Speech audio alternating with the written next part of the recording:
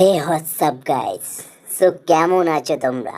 আমি আবারও চলে আসলাম একটা ধমাকাদার টপিক নিয়ে তোমাদেরকে বলতে। সো গাইস, অনেকদিন ভিডিও করা হচ্ছে না, তো ভাবলাম আইপিএল এর একটা সিজন চলছে, এটা তো ভিডিও বানাতেই হবে। তো একটা ধামাকাদার একটা ভিডিও নিয়ে চলে আসলাম শুধুমাত্র তোমাদের জন্য গাইস। তো আমি তো সিএসকে সাপোর্টার, তো তোমরা কোন দলের সাপোর্টার? সো আমাকে একটু জানাবে প্লিজ, তাহলে একটু সুবিধা হয়। সিএসকে অনলি অন একটাই টিম যে টপ আমার মতে বলে। তো তোমরা থাম্বনেল দেখে অবশ্যই ধারণা করে নিতে পেরেছো যে আমি কোন টপিক নিয়ে আলোচনা করতে চলেছি। সো গাইজ, হ্যাঁ, মোস্তাফিজ যে সিএসকে এর ফার্স্ট বলার, এখন পর্যন্ত সিএসকে কে একাই ম্যাচ জিতে আসছে, সে গাইজ আর থাকছে না। সে আর থাকছে না সিএসকে টিমে, সে তার নিজের দেশে ফিরে যাচ্ছে। সুতরাং এবার সিএসকে কি হবে সেটাই নিয়ে বলবো। সো চলো তাহলে ভেটি ভাট না বকে শুরু করা যাক। চলো। সো গাইস, মে মাসের শুরুতে ঘরের মাঠে জিম্বাবুয়ে সিরিজ থাকায় আইপিএল এর পুরো আসরে খেলা হচ্ছে না pacer Mustafizur Rahman. Chennai Super Kings এর দশম ম্যাচ পর্যন্ত খেলার সুযোগ পাবেন এই বাহাতি পেসার। মাঝ পথে মুস্তাফিজুরের বিদায় নেওয়াটা একটা দুঃখজনক বিষয় বলে মনে করলেন চেন্নাইয়ের ব্যাটিং কোচ মাইকেল হাসি।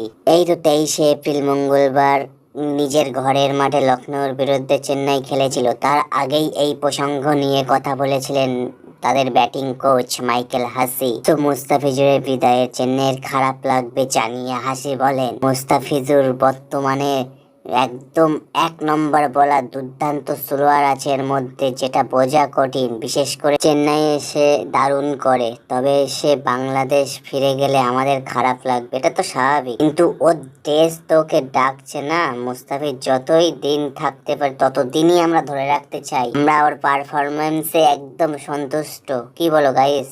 ওর মতো বলার খুবই কম আছে এবং ও খুব পরিশ্রমী একটি বলার এবং খুব ভালোভাবে চেন্নাইয়ে পারফরমেন্স করেছে এই বছরে। সো আমরা ওকে আর হারাতে চাই না, তো দেখা যাক কি হয়। So BCCI cricket operation chairman Jalal Yunus বলেছেন যে শুধু জিম্বাবুয়ে সিরিজ নয়, বিশ্বকাপের কথা মাথায় নিয়ে মুস্তাফিজকে ফিট ও সতেজ রাখতে এমন সিদ্ধান্ত নিয়েছে বিসিবি।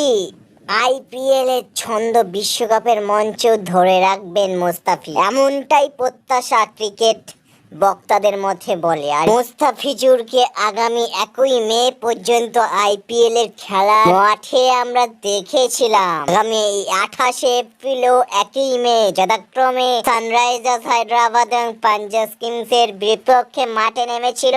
আর ঘরের মাঠে সেই 2 ম্যাচে আমাদের দেখা গিয়েছিল মুস্তাফিজুর রহমানকে, কিন্তু তাকে আর দেখা যাবে না আর সেই মাঠে। এবারে সিজনের মোট এখনো পর্যন্ত 6টা ম্যাচে মাঠে নেমেছেন মুস্তাফিজুর রহমান এবং এই 6টা ম্যাচে তিনি বোলিং করে 11টি উইকেট শিকার করেছেন, 11টি।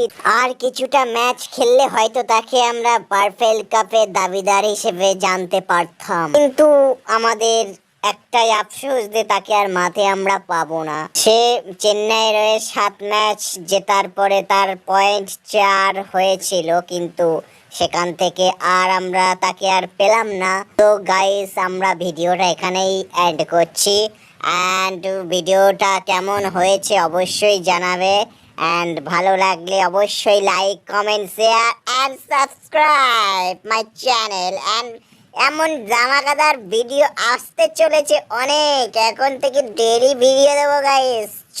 চলো তাহলে নেক্সট কোনো ভিডিওতে দেখা হচ্ছে, তো ততক্ষণের জন্য bye, see you guys, love you.